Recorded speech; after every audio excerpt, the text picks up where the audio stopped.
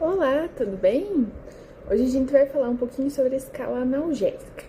Então, a gente recebe muitos pacientes com questões de dor, né? Muitos com dor crônica, alguns com dor aguda, né? Principalmente pacientes com pedras nos rins, né? Que a gente chama de nefrolitíase.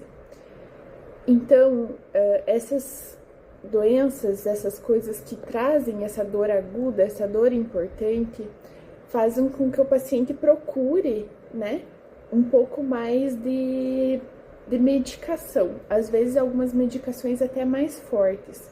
Pacientes, por exemplo, que têm dor crônica na coluna, geralmente usam algumas medicações mais contínuas ou mais vezes por dia, né?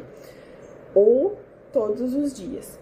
E a gente se preocupa muito com as consequências dessas medicações, né? Por exemplo, os anti-inflamatórios.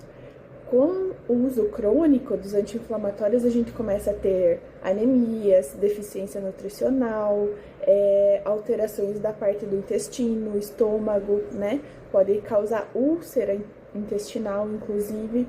Então, são questões que a gente sempre orienta os pacientes e sempre pergunta se ele usa algum medicamento com mais frequência, se ele usa algum medicamento contínuo, que é para justamente avaliar essas questões, né? Então, por conta disso, a gente usa a escala analgésica, que funciona da seguinte forma: a gente usa os medicamentos mais simples e vai aumentando a complexidade conforme a dor. Então, por exemplo, o paciente que tem dor na coluna, você vai usar primeiro a dipirona, o paracetamol, que são analgésicos simples.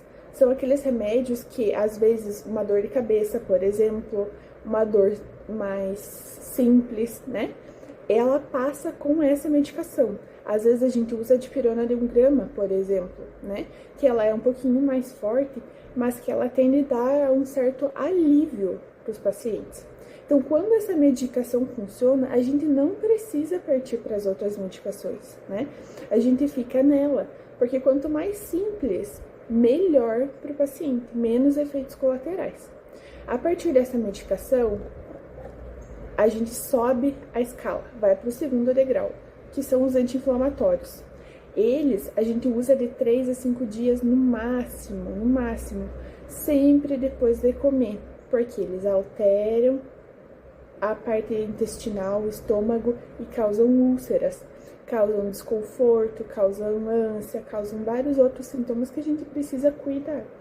Então, o máximo de uso ali é 5 dias. Claro, tem anti-inflamatórios que não pegam a parte intestinal.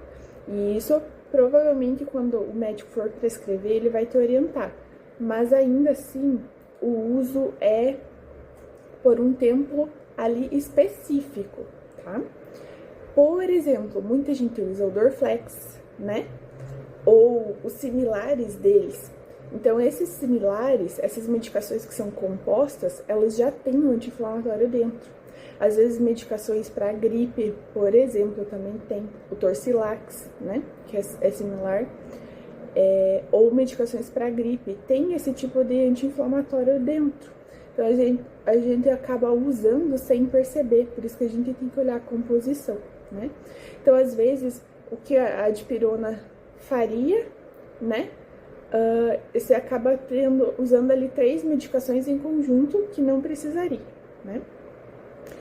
Então, essa seria a segunda escadinha ali dos analgésicos. A terceira, a gente já vai para uma medicação um pouco mais pesada, né? Por exemplo, o tramadol.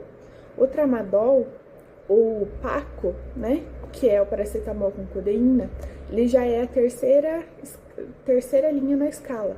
Por quê? Eles são medicações mais fortes, mais controladas, precisam de receita médica, precisam de prescrição, é por tempo determinado, não é uso contínuo.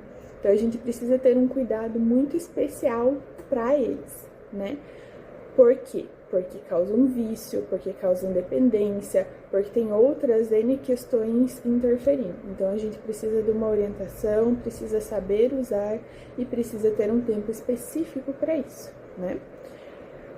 A última escala é a escala dos opioides, né? Os famosos opioides, que são as medicações mais fortes para dor, né? Então a gente usa muito essas medicações para dor crônica, para aquelas outras questões de dor, né? Que são mais importantes. Aí também entra a morfina, a codeína, que são medicações um pouco mais pesadas nesse sentido. Quando a gente fala em pacientes com dor crônica, muitas vezes a gente usa medicações de uso contínuo também, que é algumas medicações que são usadas para a saúde mental, mas também são usadas para dor crônica e trazem uma transformação assim muito importante em qualidade de vida, né?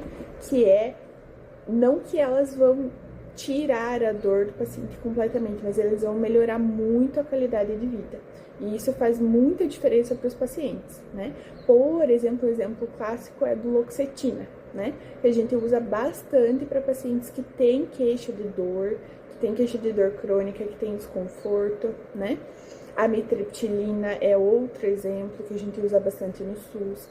Então, tem medicações, a pregabalina também, a gente usa nesse sentido de dor crônica mesmo, que é para diminuir o que a gente chama de limiar de dor.